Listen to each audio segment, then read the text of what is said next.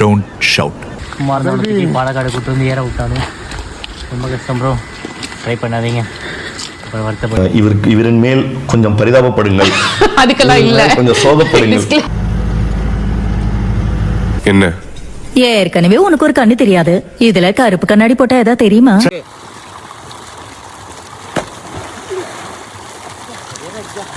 தம்பி தம்பி போதும்பா.